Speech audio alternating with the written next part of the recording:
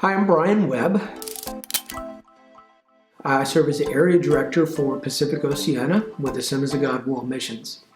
I sometimes ask myself, who wouldn't want to serve in the Pacific? I find it a bit surreal that every day I'm praying, God calls someone to work in Tahiti.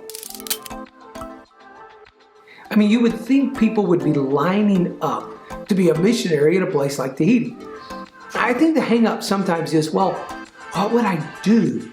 How would I actually serve?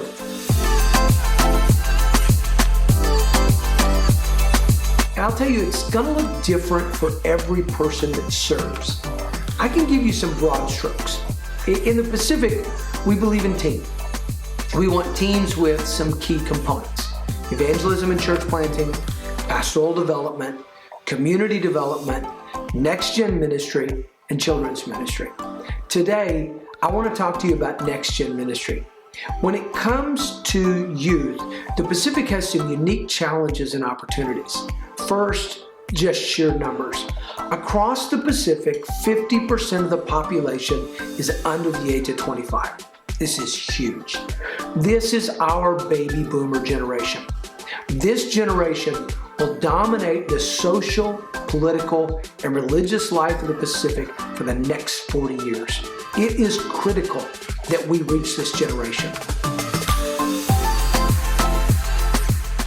Second, the population of the Pacific is so diffused. 40 million people, 30,000 islands. But the truth is, 50% of those are in 2 countries. So the true distribution is more like 667 people per island across the Pacific. Imagine being responsible for educating these kids. Pacific nation governments are doing good to put a primary school on each island. There is no way most of them can afford to put a junior high or a high school on every island. The solution is boarding schools in central locations. Think about this. If a 13-year-old is going to attend junior high, they have to leave mom and dad. They have to leave their island and attend a boarding school far away. That's tough. It means that in key cities across the Pacific, there are thousands of students far from home, far from mom and dad. This challenge, it also gives us a great opportunity. What if we started a great after-school center for these kids? It would be a safe place. It would be a fun place. Video games, ping pong, etc. It would be a learning place where they could receive tutoring, music lessons, computer lessons. They could study art. It'd be an evangelistic place with you intentionally winning kids to Christ, discipling them in their faith, and training them for ministry. It would be a ministry training place where those called to NextGen Ministry to hone their skills in reaching, building, and sending teenagers for Christ. It would be awesome. And that's just in the afternoon. Another side of this story is that young ladies who come to boarding school sometimes become pregnant and are dismissed from school. They are too shamed to return home. So they tend to move from one abusive relationship to another just to survive. What if, in the daytime, we ran the best daycare program in the country?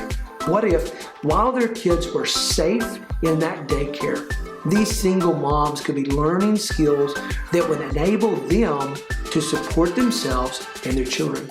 What if, in the course of these classes, these young mothers were introduced to a Savior who will always love them unconditionally? I dream of youth centers like this. I want one in Tahiti and one in Suva, Fiji, one in Port Vila, Vanuatu, another one in Honiara in the Solomon Islands, and one in Ponape in the Federated States of Micronesia. I dream of 5 in key cities in Papua New Guinea. I pray God will call people who will invest in the next generation in the Pacific. Are you the answer to my prayers? Is God pulling at your heart to serve the youth of the Pacific? Next week, I'll be hosting a Zoom call for those interested in NextGen Ministry in the Pacific. I would love for you to be part of that call. Message me if you're interested. Let's talk about how you could serve as a missionary in the Pacific.